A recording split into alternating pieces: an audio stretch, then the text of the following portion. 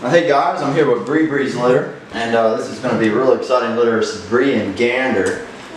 So with Gander, he is basically Jericho Jr., upcoming sire, and we're about to have Percy babies as well. So this is Gander's kind of first launch at being a dad, and Gander is the son of Jericho and Sienna. And of course everybody knows Bree. She actually wasn't supposed to get pregnant in this litter. She's pulling a little bit of a naughty.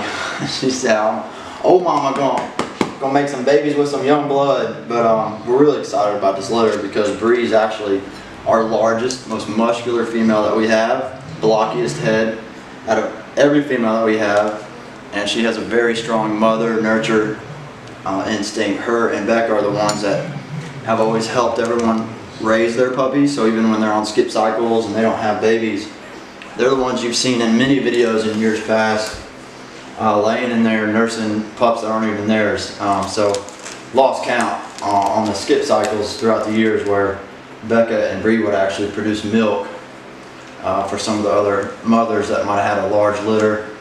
And all the moms look at them like that. They look up to them in the pack as, okay, these are the mama dogs. These are the ones that taught us to swim and taught us how to track and trail. And then being the older females, they all kind of look at that pack order, if you will, and their role there. So with Gander being also a really big hoss of a Vizsla, he's very large, very strong, he's very thick, very muscular built Vizsla, and combining those genetics with Bree, we're going to probably see one of the most physically built, stacked, muscular built Vizslas we've ever produced ever with this litter.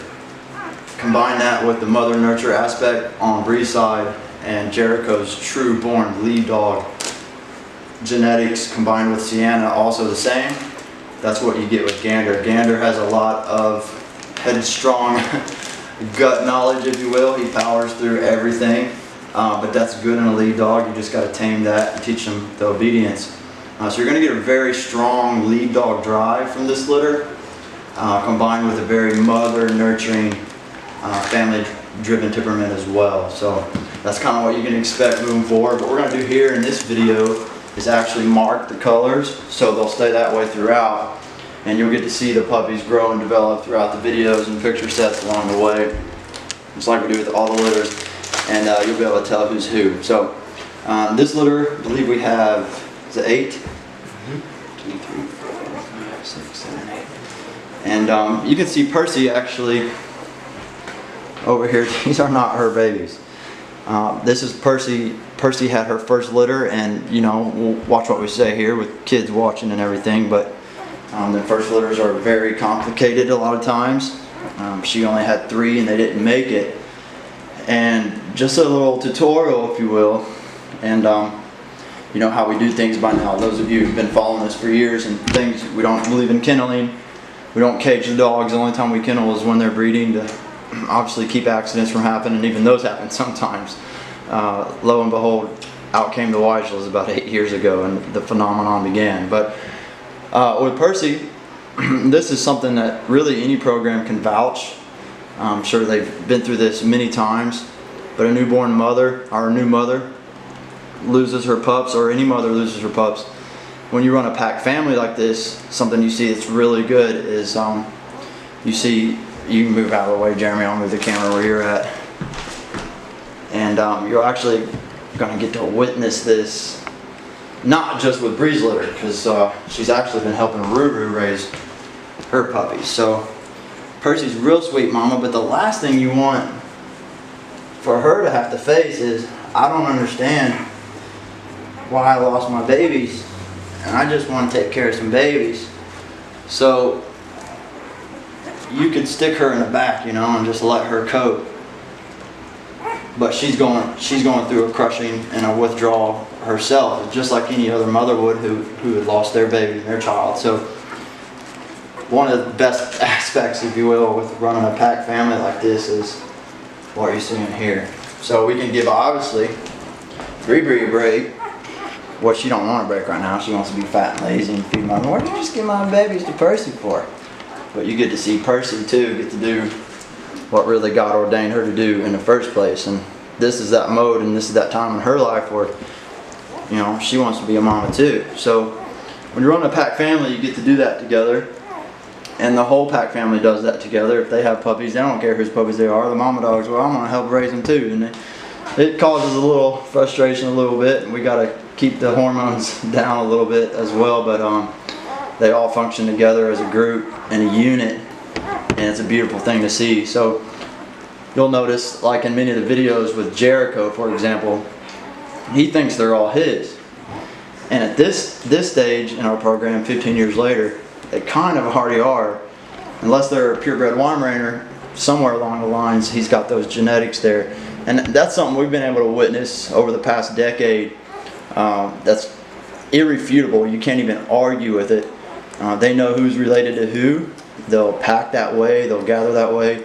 They'll even raise their babies of the ones who carry the most of their bloodline, like nieces and nephews. And Jericho being the alpha now that Gideon's gone and Bentley's gone, he's just living the dream. All these girlfriends are his. So it's a beautiful thing to see what you just witnessed there. But we'll go ahead and mark them with collars, and you'll get to see Percy kind of transition as well through the I'm becoming a mom process. But just because I lost my babies doesn't mean I can't be a good mama too. And we'll actually feature her with Bree, with Ruru, just kind of rotating. And you can see what it does for her, for Bree, because she's an older mom. She doesn't need to nurse that much. So we're making her and Becca go out in the mornings and do what they do, which their little hobby is swimming in the pond. And they love teaching the dogs to swim. That's what they've been doing since they were puppies, 8, 9 years in. They literally cannot wait till the sun rises. They're going to go chase dragonflies and swallows and anything that swims in the pond. Anything that flies at the pond, they're going to chase after it. And it teaches all the other dogs to swim along the way. So even when we're not doing swim training, there's, what's Mama Becca and Bree doing in the water? And lo and behold, our whole pack, we can't get them out of it now. So you jump in the pool, they're in there with you. You go out in the pond, they're over there too. You run through the creeks, yep, they're going in there too. And Becca and Bree have taught that very well. So if you look at it like at Percy's perspective, you know, she's a little over a year old. This is what's normal to her, and she sees all the mama dogs raise their babies. She loses her 2 or 3 there. So what do? Do you stick her in the back to hill, or do you put her with the mamas to hill? So it's kind of what you're seeing there. So we'll go ahead and put the puppies back on Bree, and I'll actually have Jeremy get Percy back in there with Ruru. She actually thinks, kind of funny actually now, we've probably made another wet nurse with Percy, but any of the mamas with puppies, she don't care. She's just going to lay down and feed them. So you can go ahead and grab Percy, Jeremy, so we can kind of focus the attention on the pups here for all the customers, and then we'll put the collars on. We're taking it down. Bree? So yeah, she's doing alright. Bree says she got a lot to learn, but we're teaching her. Bree. So you gotta lay like this if you're gonna feed all your babies. Bree. She said, I know. I wasn't supposed to have no more babies, but Gander came of age, and I just said I had to have one more time. I had to make me some babies.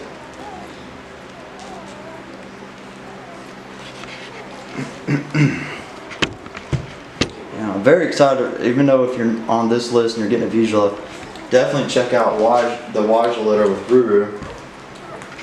You'll actually get to see how the coats skip a generation, and she had all chocolate, all rust. We even got a very blonde one in there, and one that's kind of semi-blonde. So if you're hopping on videos back and forth, you want to kind of see some more footage, go to Ruru's video. We'll probably throw in some stuff there with Percy as well, in case people don't watch both videos, so they understand what's going on there.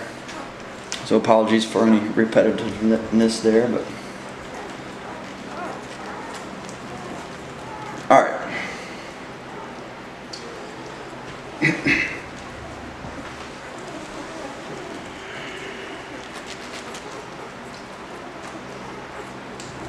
Let's do boy-girl ratio first. 1:1. 2, 2, 2, 3, 3, 3, 4, 3, 5, 3. So this litter we have 5 boys and 3 girls. We do kind of have a color format. It's a big mystery.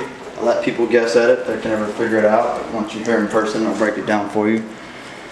But you're going to see us just go through here real quick.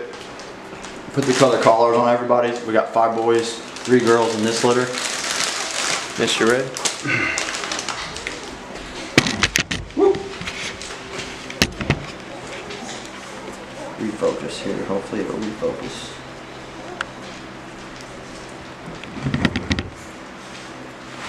Okay.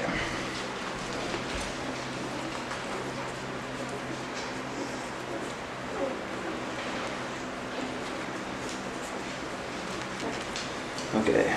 Red. Here. Green. I knew it.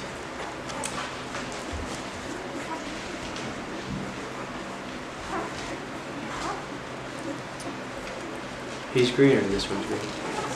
Hold on. Ruru, these aren't your babies. Go back there, feed your babies. Ruru.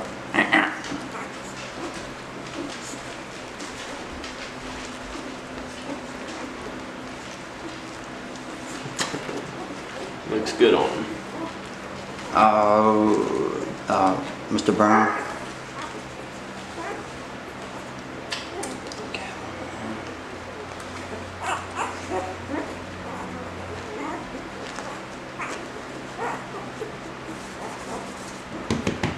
You better put some colors on my babies. Taste the rainbow. She said taste the rainbow.